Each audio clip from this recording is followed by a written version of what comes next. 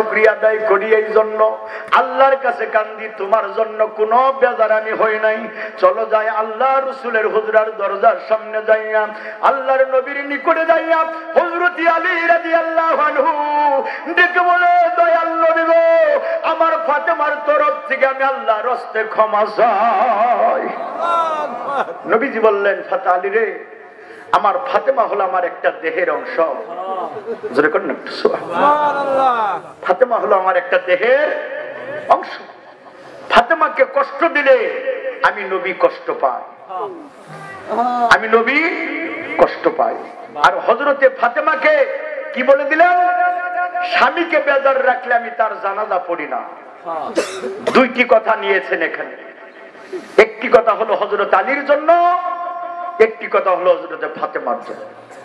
এই দুইটা কথাকে জগৎবাসী তামাম দুনিয়ার সকল মুমিন মুমিনার জন্য এটাই যথেষ্ট। জোরে কর না সুবহানাল্লাহ। একটা নারী যদি স্বামীর খেদমত করে, স্বামীকে ভালোবাসেন, মহব্বত করেন, তাহলে ওই স্ত্রী যদি জীবনে স্বামীকে কষ্ট না দেয়, তাহলে আল্লাহর কাছে যাহা চাবে ওই নারী তাহাই পাবে। একটা স্ত্রীর জন্য স্বামী জান্নাতের টিকিট, একটা স্বামীর জন্য স্ত্রী জান্নাতের টিকিট। জোরে কর না সুবহানাল্লাহ। এই জান্নাতের টিকিট স্বামী স্ত্রীর মধ্যে। হযরত আলী রাদিয়াল্লাহু আনহুকে দয়াল নবীজি বলেছিলেন, হে আলী, যদি তুমি ফাতেমাকে কষ্ট দাও, আমি রাসূলের কলিজার মধ্যে আঘাত দাও। জগতের মধ্যে এটা চিন্তা করতে হবে, যদি কোনো স্বামী স্ত্রীকে কষ্ট দেয়, রাসূলকে কষ্ট দেওয়া হয়। আর ফাতেমাকে বলেছিলেন, যদি স্বামীকে বেজার রাখে, তাহলে আমি রাসূল তার জানাজা পড়ি না, তার মানে তার জাহান্নাম। তাহলে দুইটা কথা যদি তারা আঁকড়ে ধরে, একটা স্বামী কখনো স্ত্রীকে কষ্ট দিবে না, স্ত্রী কখনো স্বামীকে কষ্ট দিবে না। সুবহানাল্লাহ। হযরত ফাতেমা রাদিয়াল্লাহু আনহা জীবনে কোনোদিন কোন সময় স্বামীকে কষ্ট দেন নাই। জোরে কর না সুবহানাল্লাহ। কোনোদিন কষ্ট দেন নাই। জীবন ভরা খেদমত চেয়ে নিয়েছেন। মৃত্যু শয্যা পর্যন্ত হযরত ফাতেমা রাদিয়াল্লাহু আনহা হযরতে আলী রাদিয়াল্লাহু আনহুকে বলেছিলেন, স্বামী গো, আপনার খেদমত আমি করতে পারি নাই, কিন্তু আমার জীবনে আমি যাহা পেয়েছি আমার টুটি রাখি নাই, কিন্তু একটা খেদমত আমার বাকি আছে। হযরত আলী রাদিয়াল্লাহু আনহু বললেন, ফাতেমা, তোমার কি খেদমত বাকি আছে? আমার জীবনের একটা খেদমত হলো আমার মাথার কেশ চুল দ্বারা আপনার শরীর মাইজা দিবে। কখন বলেছিলেন? যখন দয়াল নবী পর্দা করার সময় হযরতে ফাতেমা রাদিয়াল্লাহু আনহার কানে কানে বলেছিলেন, ফাতেমা রে, আমি সাফার 6 মাস পরে তুমি চলে আসবে আমার কাছে। ওটা গণনা করে রেখেছিলেন হযরতে ফাতেমা রাদিয়াল্লাহু আনহা। 6 মাস যখন উনি চলে যাবেন, ওই সময় উনি ঘর বাড়ি বাড়িঘর সমস্ত কিছু পরিষ্কার করেছিলেন।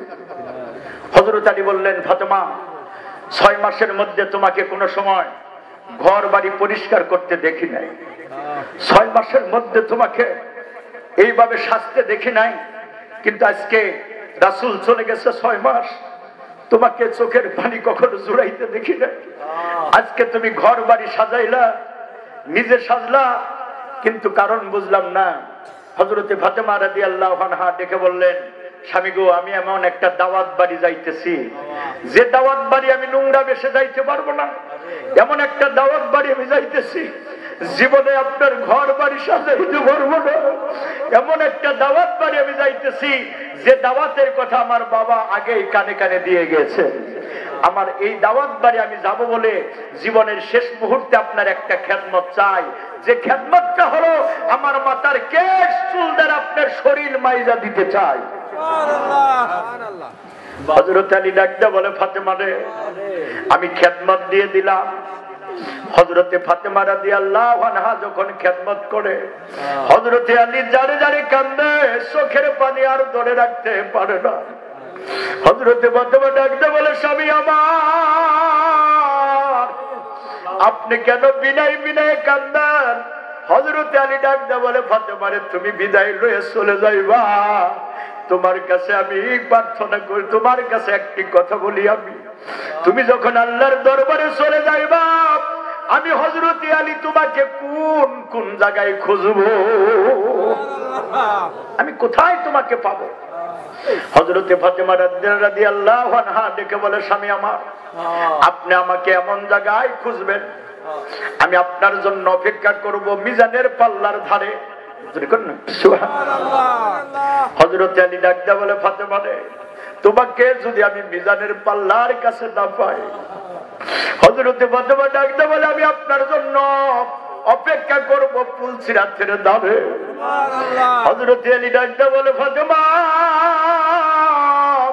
তোমাকে যদি পুলসিরাতের ধারে না পাই, হযরতে ফাতেমা ডাকতে বলে, স্বামী আমার, এইভাবে কাঁদবেন না, আমি ফাতেমা ওয়াদা দিলাম কাল হাসরের ময়দানে আমি জান্নাতের ভিতরে একটা কদম মারব না, যে পর্যন্ত স্বামী আপনার মুখখানা না দেখব, ওই পর্যন্তই আমি ফাতেমা জান্নাতে কদম দিব না। হযরত আলীর কান্নায় আরো জোড়ায় না, চোখের পানি আরো গড়ায় গড়ায় পড়ে। ইতিমধ্যে দেখা যায় ইমাম হাসান এবং হুসাইন দাঁড়ায় দাঁড়ায় কান্দে, মাগো প্রতিদিন গোসল করাইতাম, কোনদিন এইভাবে কান্না করতাম না, আজকে বাবাকে গোসল করাইয়া কান্না করো, আমাদের দুই ভাইকে গোসল করাইয়া কান্না করো।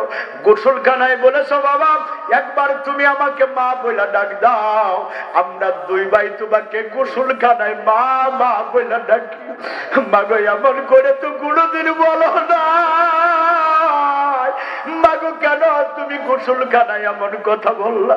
হযরত আলী ডাকতে বলে, বাবা তোমার মা এমন দাওয়াত বাড়ি যাইবা, আর কোনদিন তোমাদের মা ডাক শুনতে পারবে না, কোনদিন তোমাদের আর ডাক শুনতে পারবে না, এমন দাওয়াত বাড়ি যায়। হযরতে ফাতেমা যখন কান্দা, হযরতে আসমা রাদিয়াল্লাহু আনহা ইতিমধ্যে উপস্থিত, দেখে বলে, আসমা রে, এই দুইটা সন্তানকে তুমি লইয়া যাও, এই দুইটা সন্তান যদি আমার সামনে কান্দে আমার কলিজায় মানাবে না, আমি ফাতেমার কলিজায় মানাবে না।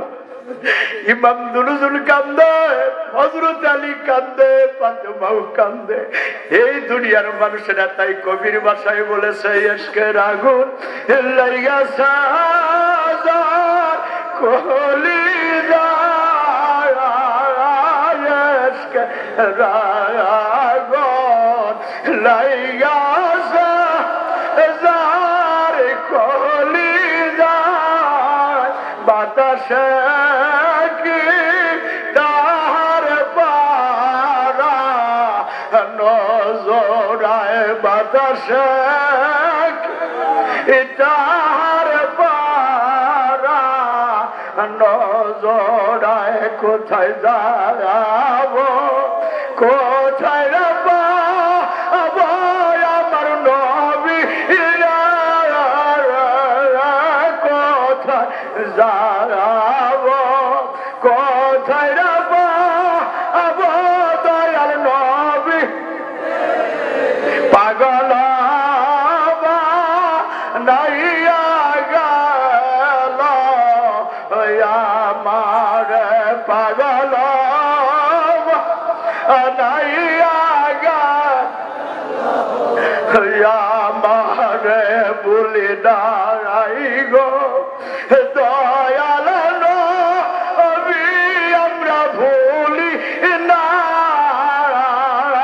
ভুলি নাই গো দয়াল নবী, আমরা ভুলি, আমরা তো কেমন যাব মদিনায়, আমরা তো কেমন যাব মদিনায়। প্রাণের বন্ধুরা আমার, হযরতে ফাতেমার জিন্দেগি বলতে গেলে সারা রাত্রি বললেও শেষ হবে না। জীবনের শেষ মুহূর্তে হযরতে ফাতেমা রাদিয়াল্লাহু আনহা যখন চলে যাবে, এমন অবস্থার মধ্যে আসমা রাদিয়াল্লাহু আনহাকে বললেন, দুইজনকে জীবনে আমি পেট ভরে খাওয়াইয়া দেখি নাই, নতুন জামা পরাইয়া দেখি নাই, দুই ভাইকে নতুন জামা পরাইয়া আমি ফাতেমার কাছে নিয়ে আসো, তাদের দুইজনকে আমি প্রাণ ভরে দেখে নিব। আসমা রাদিয়াল্লাহু আনহা যখন গেলেন, দুই ভাইকে খানা খাওয়াইলেন, একজন নতুন জামা পরে বললেন, ভাই আমার মা আমাকে বেশি আদর করবে। হাসান ডেকে বললেন, না, আমার মা আমাকে বেশি আদর করবেন। দুই ভাই বলাবলি করে, দুই ভাই যখন কাঁদবেন, এমন তো কাঁদে, চোখের পানিগুলা জড়ায় জড়ায় কান্দে। দুই ভাই বলতে বলতে যখন আসবে, দুই ভাই জামা পয়লা মায়ের কাছে বলবে, আল্লাহ পাকের খেলা বোঝার করতে না। আল্লাহ পাক ডাকতে বলে, হযরতে আজরাইল জলদি যাও, হযরতে ফাতেমার জানটা কবজ করে নিয়ে আসো। হযরতে আজরাইল আলাইহিস সালাম সালাম দেন, হযরতে ফাতেমা রাদিয়াল্লাহু আনহা ডেকে বলেন, তোমার নাম কি? কয়, আমার নাম হযরতে আজরাইল। তুমি কিসের জন্য এসেছো জানি, আমার সময় একটু দেখতে যদি দিতে, আমার ইমাম দুজনকে আমি জলমের মতো, আমার ইমাম দুজনকে আমি প্রাণ ভরে দেখে নিতাম। হযরতে আজরাইল ডেকে বললেন, ফাতেমা গো, প্রত্যেকটা মুমিন এবং মুমিনার জন্য তওবা করার জন্য আল্লাহ সময় দেয়, সুবহানাল্লাহ, শুকরগুজারি করার জন্য সময় দেয়। আল্লাহ তোমার জন্য সময় বরাদ্দ রেখেছেন। যদি তুমি সময় দিতে চাও, তাহলে ইমাম দুজনকে যদি তুমি দেখো, তাহলে তুমি আল্লাহর দরবারে শুকরগুজারি করতে পারবে না, তওবা করতে পারবে না। আর যদি তওবা করো, শুকরগুজারি করো, তাহলে ইমাম দুজনকে দেখতে পারবে না, সময় নাই। হযরতে ফাতেমা রাদিয়াল্লাহু আনহা হযরতে আজরাইলকে ডেকে বললেন, হে আজরাইল, আমার বাবা জীবনের সুখের খানা খায় না, সুখের বিছানায় শোয় না, সুখের